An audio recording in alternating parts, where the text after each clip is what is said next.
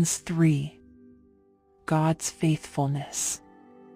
What advantage, then, is there in being a Jew, or what value is there in circumcision? Much in every way. First of all, the Jews have been entrusted with the very words of God. What if some were unfaithful? Will their unfaithfulness nullify God's faithfulness? Not at all. Let God be true, and every human being a liar. As it is written, so that you may be proved right when you speak and prevail when you judge. But if our unrighteousness brings out God's righteousness more clearly, what shall we say? That God is unjust in bringing his wrath on us? I am using a human argument. Certainly not. If that were so, how could God judge the world? Someone might argue, if my falsehood enhances God's truthfulness and so increases his glory, why am I still condemned as a sinner? Why not say, as some slanderously claim that we say, let us do evil that good may result? Their condemnation is just. No one is righteous. What shall we conclude then? Do we have any advantage? Not at all. For we have already made the charge that Jews and Gentiles alike are all under the power of sin. As it is written, there is no one righteous, not even one. There is no one who understands, there is no one who seeks God. All have turned away, they have together become worthless. There is no one who does good, not even one. Their throats are open graves, their tongues practice deceit. The poison of vipers is on their lips. Their mouths are full of cursing and bitterness. Their feet are swift to shed blood.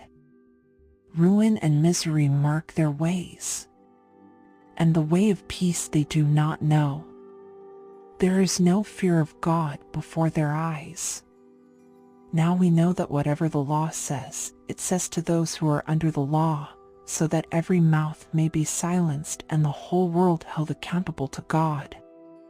Therefore no one will be declared righteous in God's sight by the works of the law. Rather, through the law we become conscious of our sin. Righteousness through faith. But now apart from the law, the righteousness of God has been made known, to which the law and the prophets testify. This righteousness is given through faith in Jesus Christ to all who believe. There is no difference between Jew and Gentile, for all have sinned and fall short of the glory of God, and all are justified freely by his grace through the redemption that came by Christ Jesus. God presented Christ as a sacrifice of atonement through the shedding of his blood to be received by faith. He did this to demonstrate his righteousness, because in his forbearance he had left the sins committed beforehand unpunished. He did it to demonstrate his righteousness at the present time, so as to be just in the one who justifies those who have faith in Jesus. Where, then, is boasting? It is excluded. Because of what law? The law that requires works? No, because of the law that requires faith. For we maintain that a person is justified by faith apart from the works of the law. Or is God the God of Jews only? Is he not the God of Gentiles too? Yes, of Gentiles too. Since there is only one God, who will justify the circumcised by faith and the uncircumcised through that same faith. Do we, then, nullify the law by this faith? Not at all. Rather, we uphold the law. 1 Samuel 6. When the ark of the Lord had been in Philistine territory 7 months, the Philistines called for the priests and the diviners and said, "What shall we do with the ark of the Lord? Tell us how we should send it back to its place." They answered, "If you return the ark of the God of Israel, do not send it back to him without a gift. By all means send a guilt offering to him. Then you will be healed, and you will know why his hand has not been lifted from you." The Philistines asked, "What guilt offering should we send to him?" They replied, 5 gold tumors and 5 gold rats, according to the number of the Philistine rulers, because the same plague has struck both you and your rulers. Make models of the tumors and of the rats that are destroying the country, and give glory to Israel's God. Perhaps he will lift his hand from you, and your gods and your land. Why do you harden your hearts as the Egyptians and Pharaoh did? When Israel's God dealt harshly with them, did they not send the Israelites out so they could go on their way? Now then, get a new cart ready with 2 cows that have calved and have never been yoked. Hitch the cows to the cart, but take their calves away and pin them up. Take the ark of the Lord and put it on the cart, and in a chest beside it put the gold objects you are sending back to him as a guilt offering. Send it on its way, but keep watching it. If it goes up to its own territory toward Beth Shemesh, then the Lord has brought this great disaster on us. But if it does not, then we will know that it was not his hand that struck us, but that it happened to us by chance. So they did this. They took 2 such cows and hitched them to the cart and pinned up their calves.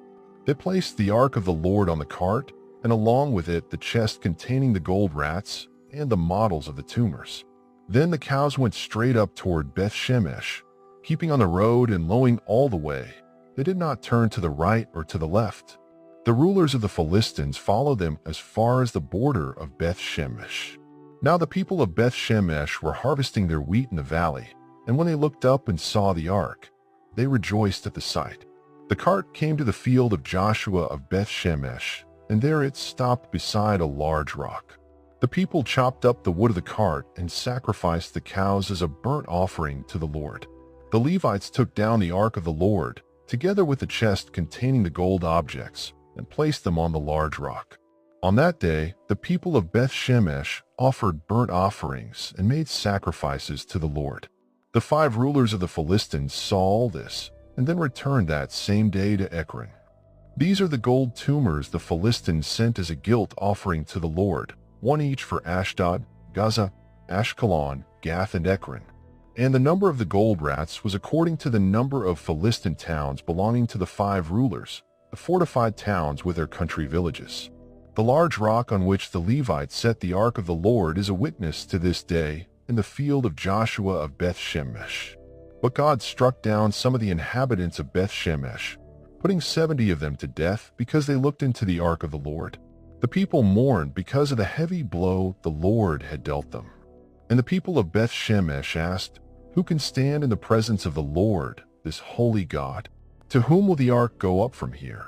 Then they sent messengers to the people of Kiriath-Jearim, saying, "The Philistines have returned the ark of the Lord. Come down and take it up to your town."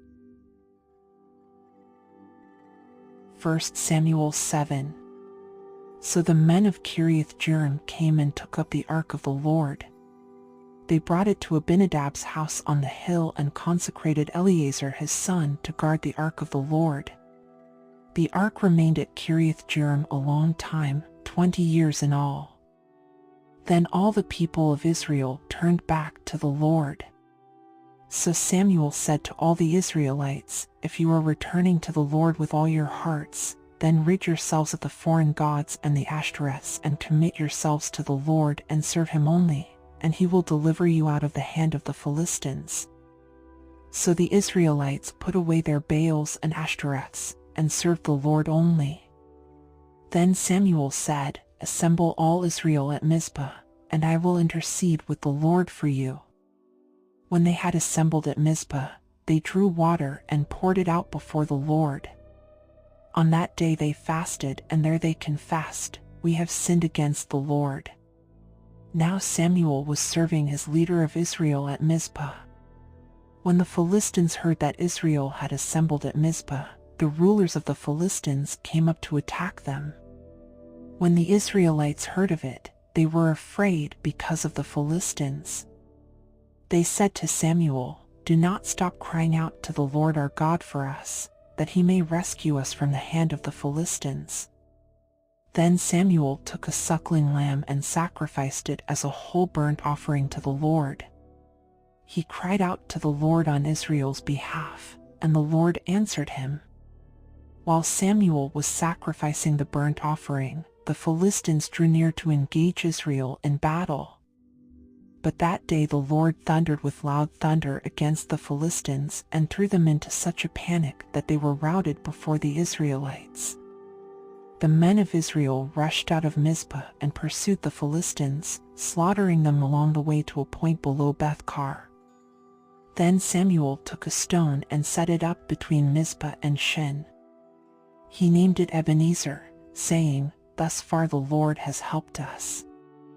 So the Philistines were subdued and they stopped invading Israel's territory. Throughout Samuel's lifetime, the hand of the Lord was against the Philistines.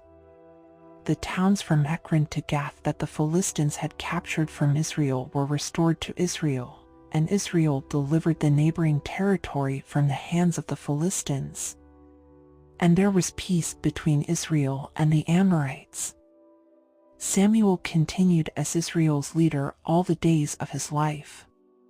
From year to year he went on a circuit from Bethel to Gilgal to Mizpah, judging Israel in all those places. But he always went back to Ramah, where his home was, and there he also held court for Israel. And he built an altar there to the Lord. Psalms 53. The fool says in his heart, "There is no God. They are corrupt, and their ways are vile. There is no one who does good." God looks down from heaven on all mankind to see if there are any who understand, any who seek God. Everyone has turned away. All have become corrupt. There is no one who does good, not even one. Do all these evildoers know nothing? They devour my people as though eating bread. They never call on God. But there they are, overwhelmed with dread, where there was nothing to dread. God scattered the bones of those who attacked you.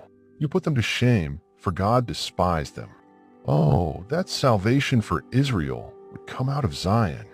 When God restores his people, let Jacob rejoice and Israel be glad.